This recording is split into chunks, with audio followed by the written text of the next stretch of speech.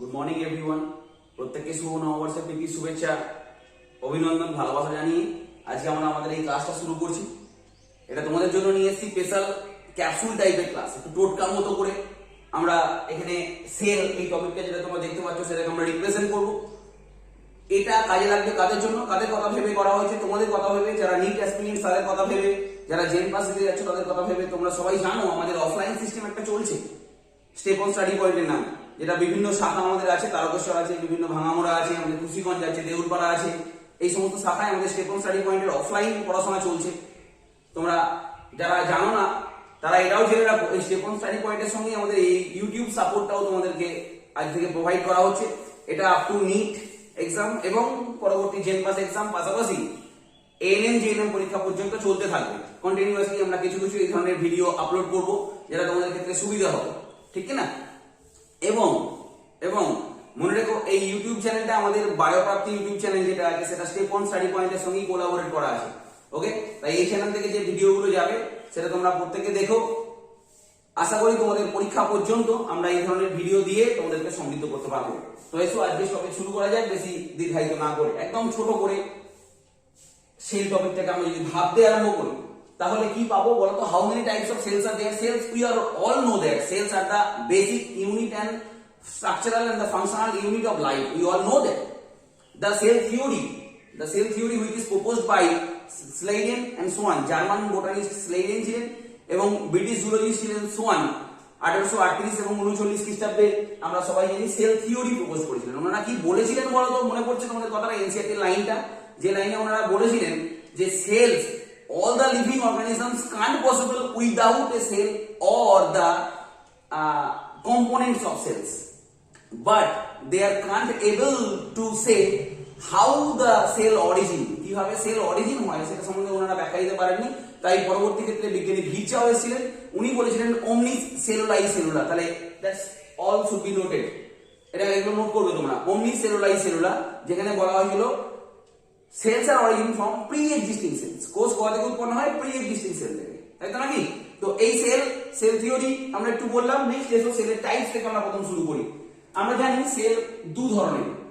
সেলের যদি প্রকারভেদ আমরা করি, টু টাইপস অফ সেলস আছে আমাদের। একটা হচ্ছে prokaryotic cells, you all know that prokaryotic cells, and number 2 eukaryotic cell. Eukaryotic cell. তো প্রোক্যারিওটিক সেলের ক্ষেত্রে আমরা এক্সাম্পলস গুলো খুব ইম্পর্টেন্ট, এনসিইআরটি থেকে এই ধরনের প্রশ্নটা আসে। প্রোক্যারিওটিক সেলের এক্সাম্পলস গুলো কি কি? পিপিএলও, মনে করো ব্যাকটেরিয়া প্রোক্যারিওটস এর মধ্যে পড়ে, পিপিএলও পড়ে, মাইকোপ্লাজমা পড়ে, মাইকোপ্লাজমা। এটা এনসিইআরটি তোমাদের কি বলে দেয়া আছে এর জন্য খুব important question. Devoid of cell wall mycoplasma, ঠিক কি না? এন্ড বিজিএ, অর্থাৎ এখান থেকে যদি কোশ্চেন আসে অল অফ देम, যদি ধরনের কোনো কোশ্চেন আসতেই পারে। PPLO, bacteria, mycoplasma, BGA, all are including prokaryotes. They lack well organized nucleus as well as membrane bounded cell organelles. We all know that. Then eukaryotic চলে এসো। আমরা উন্নত প্রাণী, প্লান্ট এবং অ্যানিমাল সেলস আমরা জানি কোন ক্যাটাগরির মধ্যে পড়ে? ইউক্যারিওটিক ক্যাটাগরির মধ্যে পড়ে। সো এই দু ধরনের সেলেরই একটা structure, basic structure is common, that is cell wall and cell membrane. So some cell wall এবং সেল মেমব্রেন থেকে বেশ কিছু টোটকা আমরা তোমাদেরকে দিই। Cell wall, we all know that this is a non living membrane. Non living membrane আমরা জানি আউটসাইড দ্য সেলে থাকে, সব সেলে থাকে না। Animal cell lack cell wall, plant cell, bacterial cell, fungal cell, they have cell wall, ঠিক কি না? তো এই সেল ওয়ালের মেটেরিয়াল থেকে কোশ্চেন আসে। এক ঝটকায় দেখে নাও সেল ওয়ালের basic material. Main cell wall material of fungi, that is chitin, which is the polymer of homopolymer of naga. এই কোশ্চেনটা খুব আসে, chitin is the polymer of naga. দেন চলে এসো ব্যাকটেরিয়ার ক্ষেত্রে সেল ওয়াল মেটেরিয়াল পেপটাইডোগ্লাইকেন,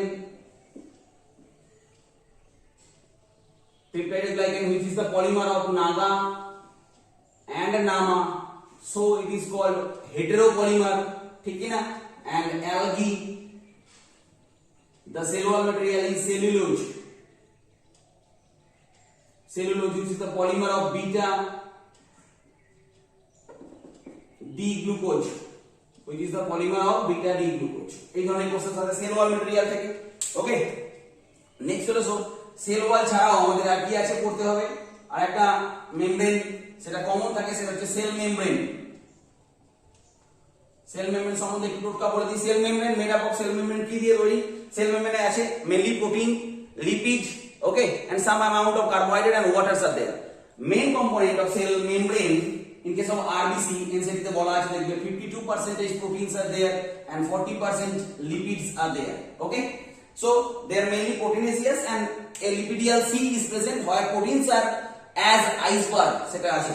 এই সেল মেমব্রেন সম্বন্ধে সর্বাধুনিক মডেল যেটা, সেটা তোমরা সবাই জানো, সিঙ্গার এবং নিকলসনের fluid mosaic model. Very good answer. So fluid mosaic model যেটা হলো সর্বাধুনিক model proposed by Singer and Nicolson. এবং তোমরা এও জানো, এটা পরীক্ষায় খুব কোশ্চেন আছে, সেল মেমব্রেন কে unit membrane concept was given by scientist Robertson. তো এই ধরনের কোশ্চেন আছে। এবং এখানে আরো কিছু নোট করো, সেল মেমব্রেনের যে প্রোটিন সেটা হচ্ছে glycoprotein নেচারে and lipid phospholipid nature. Lipid have two part, lipidial head and lipidial tail. You all know that lipidial head which is hydrophilic in nature, okay, and polarized, and hydrophobic tail. Okay, next also cell wall, cell membrane. These are the basic structure for all prokaryotes and eukaryotes mainly. আমরা যদিও বলেছিলাম যে cell wall which is lack in animal cell, আমাদের animal সেলের ক্ষেত্রে কোনো রকম cell wall থাকে না। Plant, fungal and the bacterial cell have the cell wall. They have the specific material which is the main component of cell wall. Okay, next we move to our next slide, whereas we describe about the membrane bounded cell organelles. Very beginning with double membranous cell organelles found in eukaryotes. Double membranous cell organelles তো double membranous sell organs এর মধ্যে আমরা কি পাবো? আমরা পাবো mitochondria, আমরা আর কি পাবো? আমরা পাবো nucleus and very special one, that is plastid, which is present in only plant cell, not animal cell. তো ডবল মেমব্রেনাস সেল অর্গানস এর মধ্যে আমরা পাচ্ছি মাইটোকন্ড্রিয়া। এর একটু পরিচিতি আমরা জেনে নিই। মাইটোকন্ড্রিয়াকে আমরা কি বলে থাকি? Power house of cell. We all know that power house of cell মাইটোকন্ড্রিয়াকে বলে থাকি। Mitochondria contain the enzymes, mitochondrial matrix which is contain all the enzymes for respiration, এবং সেই এনজাইমগুলোর নেচার কি হবে? Catalytic enzymes. এটা নিট বা অন্যান্য জেন পাস পরীক্ষার জন্য খুবই ইম্পর্টেন্ট, এনএম জিএনএম এর জন্য also. So catalytic enzyme containing যে স্ট্রাকচার কোষের মধ্যে আছে সেটা হচ্ছে mitochondria. Okay, unless properly stained, we can see mitochondria clearly in microscope unless properly stained. তো মাইটোকন্ড্রিয়াকে বলা হয় power house of the cell. Catalytic enzymes are there. মাইটোকন্ড্রিয়ার ক্ষেত্রে inner membrane, two membranes are there, outer membrane and inner membrane. The space between the outer and inner membrane, that is called perimitochondrial space, and the infoldings of inner membrane. আমরা জানি মাইটোকন্ড্রিয়ার ক্ষেত্রে infoldings of inner membrane which is called cristae, where oxygen particle is present which is produced ATP. So mitochondria deals with ATP production, that's why আমরা ওকে power house বলে থাকি। এটা ATP প্রোডাকশনের সঙ্গে সম্পর্কিত।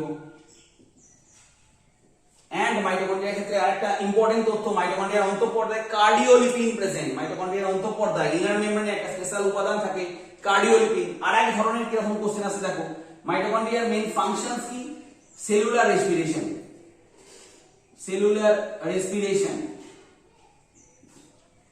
মেইনলি এখানে এরোবিক রেসপিরেশন, শ্বাস শ্বসনে সাহায্য করে।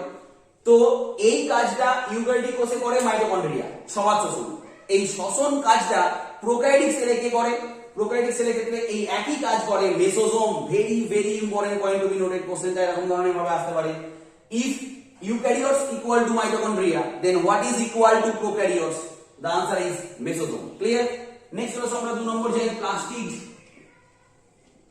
which is also a double membranous cell organelles. তো প্লাস্টিডের ক্ষেত্রে আমরা কি পাই? প্লাস্টিডের ক্ষেত্রে আমরা যেটা পাই সেটা 3 types of plastids are there. One is chloroplastid, chloroplast, another is chromoplast, and finally leucoplast. Finally আমরা যেটা পাই leucoplast. আমরা জানি leucoplast colorless, whereas chloroplast green in color because of chlorophyll.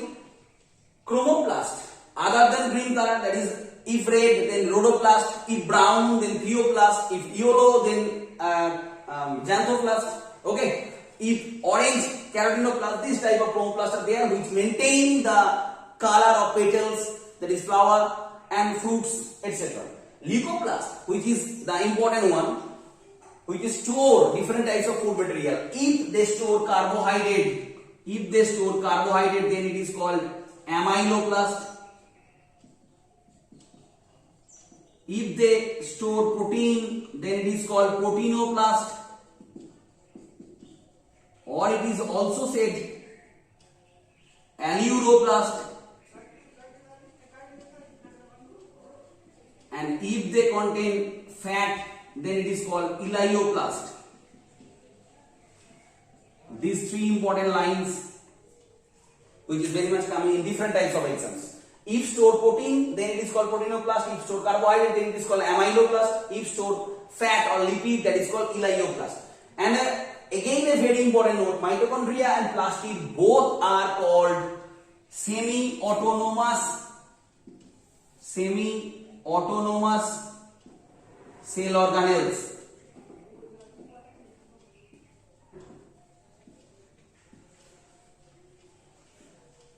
Because they have the specific DNA.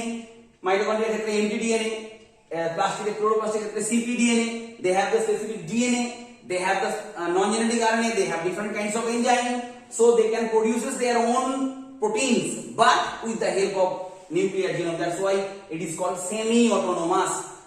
পরীক্ষায় খুব question আছে, দুটি semi autonomous কোষাঙ্গনের নাম লেখো, মাইটোকন্ড্রিয়া, ক্লোরোপ্লাস্ট, এই ধরনের आंसर করবে। নেক্সট হলো আমরা সিঙ্গেল মেমব্রেন কোষাঙ্গনতে যাই। সিঙ্গেল মেমব্রেন এদের ক্ষেত্রে এনসিইআরটি তে খুব সুন্দর লাইন দেয়া আছে। দিস অল সিঙ্গেল মেমব্রেন যে কোষাঙ্গনগুলোর আমরা নাম লিখছি, that is GB, number 2 year, number 3 lysosome, number 3 lysosome, number 4 vacuole. These are called endomembrane system. These are totally called, accumulatively called endomembrane system.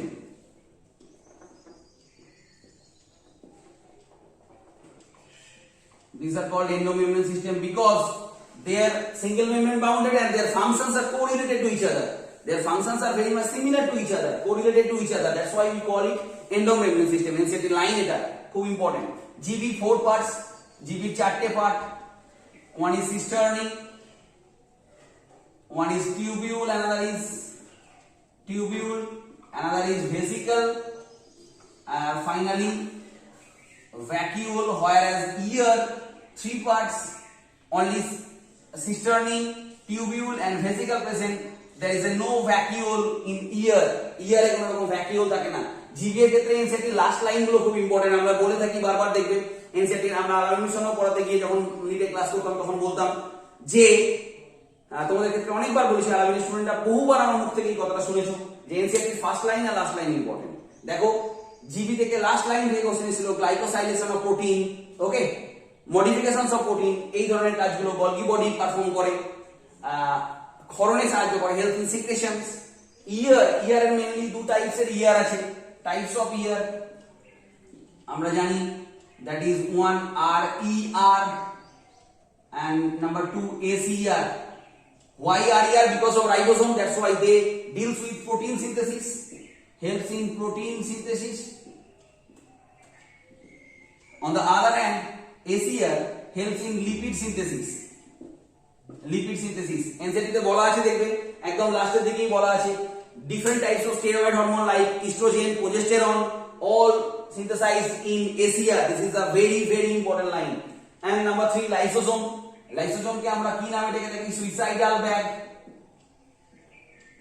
Lysosome, different kinds of lysosomes are present. That's why polymorphism present in lysosome. Lysosome এর polymorphism দেখতে পাওয়া যায়, primary lysosome, secondary lysosome, এবং lysosome থেকে question আসে secondary লাইসোজোমের একটা part হলো রেসিডুয়াল বডি।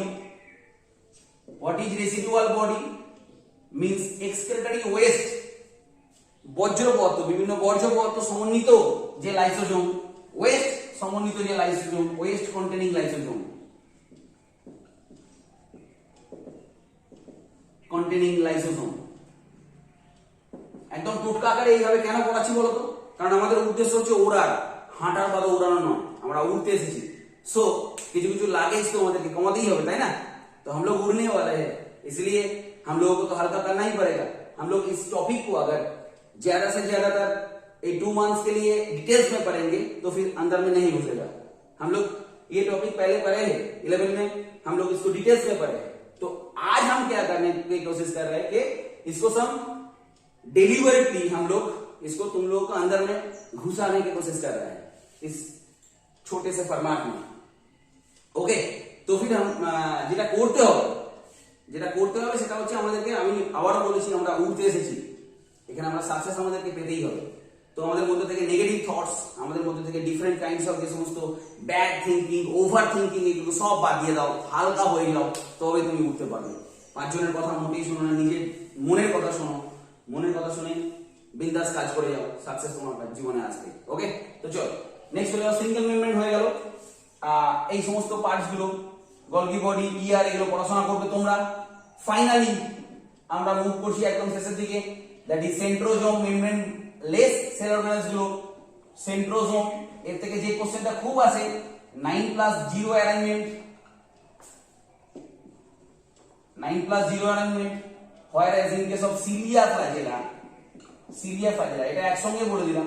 সিলিয়া ফ্ল্যাজেলার ক্ষেত্রে কিন্তু এটা মেমব্রেন লেস না, আমরা একসঙ্গে এটা পড়িয়ে দিলাম। কারণ কি? এটা কোশ্চেন আছে 9+2 অ্যারেঞ্জমেন্ট, এই কোশ্চেনটা খুব আছে। 9+2 arrangement found in cilia flagella, whereas centrosome 9+0 arrangement. Okay, centrosome made up of centriole, 2 centriole accumulately called diplosome, and আরেকটা যে মেমব্রেন লেস সেল অর্গানেলস আছে তার নাম হচ্ছে ribosome. Ribosome mainly consist of rRNA and protein। তোমাদেরকে একটা home task দেওয়া হলো, এই আরআরএনএ আর প্রোটিন কি কি টাইপস এর পাওয়া যায় সেটা তোমরা নোট ডাউন করবে, আমাদের কমেন্ট বক্সে কমেন্ট করে জানাবে। তোমরা আমাদের সঙ্গে থাকো, আমরা টাস্ক দেবো, পড়াশোনা করবো, এইভাবেই আমরা আগে থাকবো, ঠিক কি না? তো আরআরএনএ এবং প্রোটিন নিয়ে গঠিত, কিভাবে আরআরএনএ এবং প্রোটিন কি কিভাবে আছে আমরা এটুকু বলে দিই যে প্রোক্যারিওটিক কোষে সাইটোপ্লাজমে যে রাইবোসোম আছে সেটা 70s নেচারের, whereas in case of eukaryote that is 80s nature. The 2 subunits are there. In case of 70s, the smaller subunit is 30s and the larger subunit is 50s, whereas in case of 80s, smaller 40s, larger 60s. The 2 subunits are jointly called, accumulatively called dimer. With the help of magnesium ion, they form the dimer. Okay, ribosome helps in protein synthesis. আমরা জানি, তোমাদের একটা home task দিয়ে রেখেছি, এই 30s, 50s, 40s বা 60s এর কি ধরনের আরআরএনএ এবং প্রোটিন থাকে তার লিস্ট আউট করবে। একদম শেষের দিকে আমরা চলে এসেছি, যেখানে আমরা পড়াবো মাইক্রোবডিজ। মাইক্রোবডিজের নাম, 3 ধরনের মাইক্রোবডিজ পাওয়া যায়। নাম্বার 1 স্ফেরোজোম, যাকে অ্যাকচুয়ালি বলা হয় প্লান্ট লাইসোসোম। প্লান্ট লাইসোসোম, সেরকমই আরেকটা নোট দিয়ে দিই, প্লান্ট জিবি। প্লান্টের ক্ষেত্রে গলগি বডিকে আমরা বলে থাকি ডিকটিওজোম। ডিকটিওজোম which is helps in cell wall formation, যেটা সেল ওয়াল তৈরি করতে সাহায্য করে। and number 2 peroxisome, and number 3 glyoxysome. These 3 types of microbodies are present in cell. তো এই মোটামুটি টপিক তোমাদের আরেকটা হোম টাস্ক দিয়ে রাখলাম, সেটা হচ্ছে এই মাইক্রোবডিজ গুলোর ফাংশনস গুলো তোমাকে করে রাখতে হবে। ওকে, পরিশ্রম করতে হবে, খাটতে হবে, তবে তোমাকে সাকসেস আসবে। আর সাকসেস হলে মনে রাখবে তোমার পরিশ্রমের সবকিছু গল্পগুলো ইতিহাস হয়ে যাবে, সবকিছু তখন তুমি বলতে পারবে, সবকিছু তখন শুনবে তখন শ্রোতারা। আর সাকসেস না পেলে মনে রাখবে তুমি পাস হয়ে যাবে। তো সাফল্য আমাদেরকে পেতেই হবে, ছোট ছোট পদক্ষেপে আমরা এইভাবেই সাফল্যের দিকে এগিয়ে যাবো। Thank you very much, that's all from today.